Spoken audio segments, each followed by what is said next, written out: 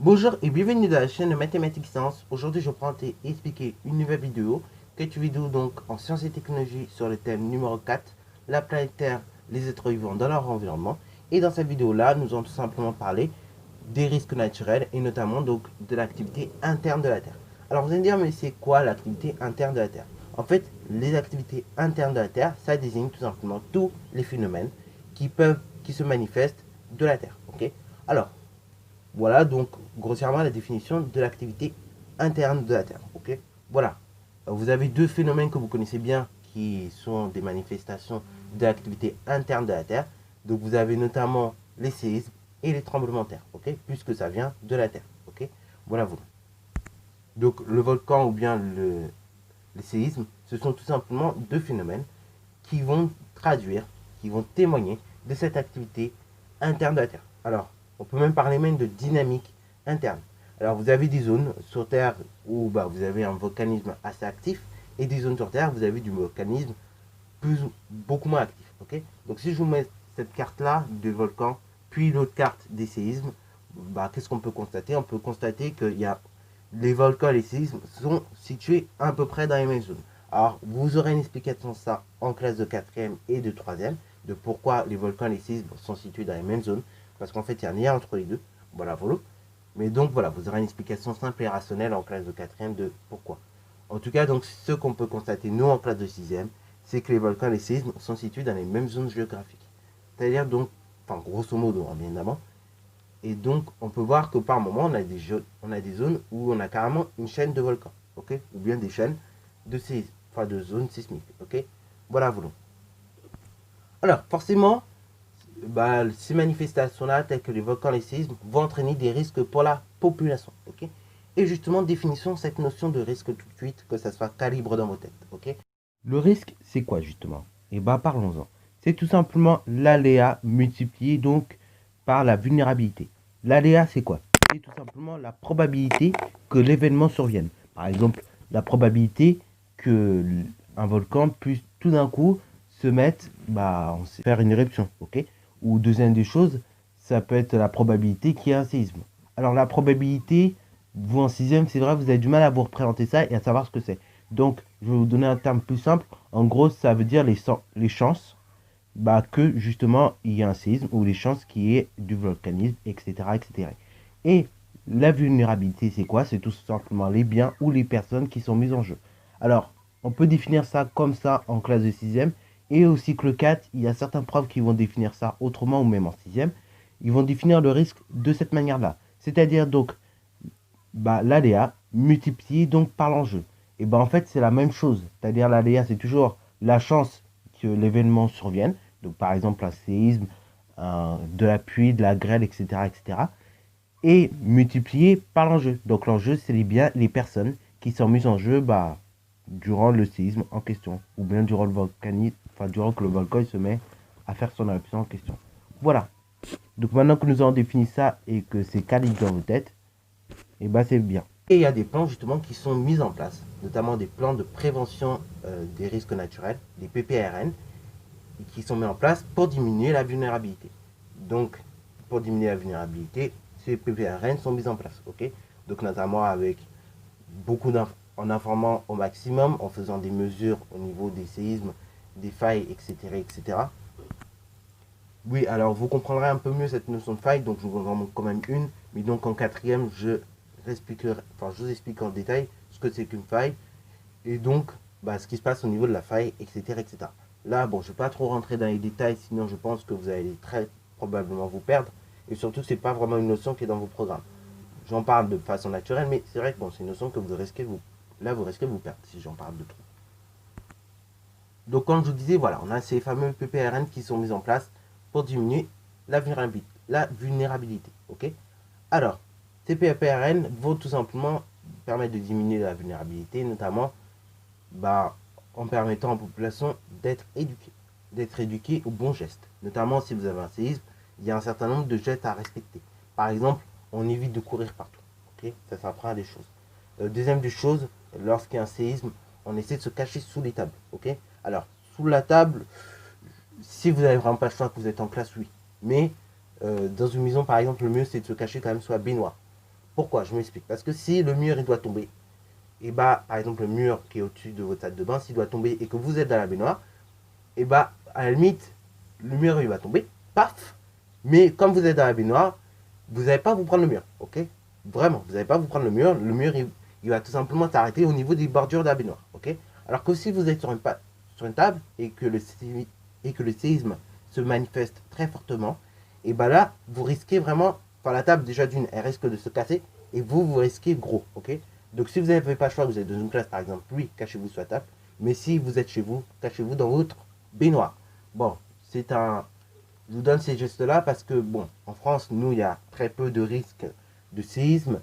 Quoique, si on revient donc en 2016-2017, en avril, on avait eu tout simplement au niveau de La Rochelle un séisme. Un séisme de magnitude, je crois, 3 ou 4, mais qui a quand même fait pas mal de dégâts au niveau de La Rochelle. Ok. Donc, mine de rien, c'est toujours bien d'éduquer les populations aux gestes. Ok. Ça, c'est la première des choses. On éduque les populations aux gestes. De deux, les autres moyens qui peuvent être mis en place, c'est notamment l'information. Ok. L'information, donc au niveau de la radio, tout ça, tout ça. Donc, l'information, comment ils vont faire pour... Déjà, il faut bien être attentif au niveau des informations et au niveau de ce qui peut être dit. Donc, s'il va y avoir un séisme ou pas. Il faut bien surveiller tout ça parce que parfois, eh ben, on va le dire à la radio. Et donc, il faut être attentif au niveau des radios et par moment délaisser un peu les réseaux. Non, je ne rigole pas. Il faut délaisser les réseaux parce que par moment, c'est inutile. Ok. Surtout que ça risque plus de vous faire peur qu'autre chose. Regardez, juste pour vous dire un truc, au début de l'année, on croyait tous qu'il allait y avoir une troisième guerre mondiale. Mais en fait, c'était juste un truc de Twitter. Donc, il n'y a certes pas eu de troisième guerre mondiale. En revanche, on a eu le coronavirus derrière. Donc, bon, c'est ce qu'on pense, mais quand même, voilà. Voilà, ça prend des choses qui peuvent être mises en place. Donc, deuxième des choses qui peuvent être mises en place, c'est des mesures. On va notamment essayer de mesurer la magnitude du séisme, enfin les séismes et donc leur magnitude, oui. Donc, la magnitude, en gros, c'est la puissance du séisme, hein, voilà, pour définir ça très simplement. Et donc, on va essayer de faire des mesures, voilà, au niveau donc des failles.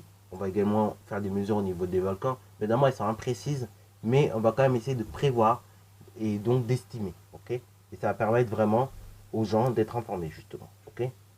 Des choses qui peuvent être faites. Alors, mine de rien, un séisme, quand ça arrive, franchement, c'est pas toujours beau à voir. Donc, je vais vous montrer de façon schématique un paysage avant et après séisme. Donc, un paysage avant séisme, bon, tranquille, voilà. Un paysage après séisme, il est détruit, ok? Les biens, les personnes en général, on évite qu'elles soient détruites. Et donc, quand il y a un séisme, ou quand on sent qu'il va y avoir un séisme, on essaie au maximum de prévenir les populations pour qu'elles puissent tout simplement s'évader et partir, ok? Partir de la zone qui sera plus impactée par le séisme, ok? Voilà, donc on essaie d'informer plus ces personnes, mais en revanche, les infrastructures seront bien détruites, ok? Voilà, c'est ce qu'on peut voir sur mon petit schéma en question, ok? Bon, après, dans la vraie vie, voilà à quoi ça ressemble, hein. C'est vraiment pas très beau. Et parfois même, on peut retrouver quand même, mine de rien, malgré tout ce qu'on peut faire, des gens qui malheureusement meurent ou qui sont gravement blessés, ok? Voilà. Alors, ces dernières années, on essaie de faire du mieux qu'on peut pour limiter les dégâts, parce que maintenant, on connaît un peu mieux ce genre d'activité. Mais encore une fois, ce sont des prévisions. Donc, forcément, comme ce sont des prévisions, elles ne sont pas toujours fiables. Et donc, comme c'est pas toujours fiable, il peut toujours avoir des morts, malheureusement, des séismes, encore aujourd'hui. Et des séismes, même s'il n'y en a pas beaucoup en France, il y en a quand même dans le monde, ok? Même à petite magnitude. D'ailleurs, on prévoit au niveau des États-Unis qu'il y aurait un grand séisme, donc le Big One, qui se passerait d'ici à la fin donc, des années 2000, ok? Vers les années 2050 à peu près, entre 2032 et 2050. Donc il y aura un Big One qui se passerait au niveau de San Francisco. Et donc mine de rien, ce Big One, s'il se passe, franchement, ce serait quelque chose. Parce qu'un Big One, c'est quand même un séisme qui a une grande amplitude, ok? Qui a une grande magnitude pour être plus précis. Et donc il y aura une magnitude de entre 7 et 9, ok? Donc c'est quand même pas rien. Et donc ça risque vraiment de casser, enfin de faire des dégâts considérables, ok? Si ça arrive. Bon, voilà, c'est tout pour cette vidéo. Alors, dernière des choses que je voulais parler aussi dans cette vidéo, c'est les volcans. Alors les volcans, bon, enfin, je risque d'en reparler. J'en reparle également en classe de quatrième, mais on va quand même faire un petit bilan assez rapide des volcans. Les volcans, c'est pareil. Il y a des plans qui sont mis en place pour les volcans. Ok. Donc, il y a des plans qui sont mis en place, des plans de prévention. Et donc, on essaie d'éduquer pareil la population à ça. Et deuxième des choses également qui sont mises en place, c'est les mesures. Les mesures, l'information, etc., etc.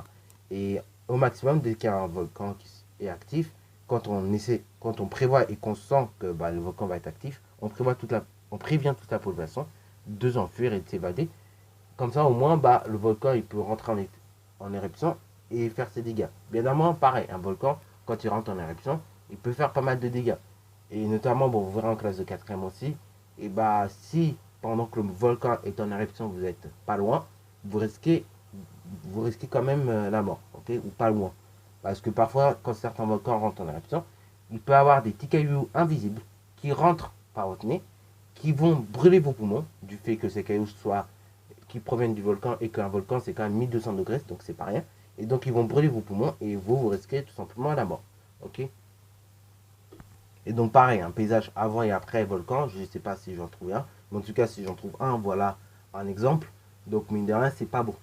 Il y a quand même de la destruction qui est faite. Et après, faut tout nettoyer, tout refaire, et voilà, tout réaménager. Voilà, alors bien évidemment au niveau des séismes aussi, hein, je reviens un petit peu avant, au niveau des séismes, derrière des choses que je veux dire, d'accord, il y a des plans qui sont faits, il y a la mise en place de mesures, mais il y a également donc des logements qui sont prévus en cas où il y a un séisme, ok, des logements antisismiques ou parasismiques, enfin antisismiques. Donc ça ressemble à ceci. Donc voilà, en fait, ils sont un peu plus renforcés. Pareil, on a le même dispositif sur les ponts, par exemple à San Francisco. Donc là, des ponts parasismiques, ok, qui vont permettre en fait d'être un petit peu plus rigides, ok, et de casser le moins possible.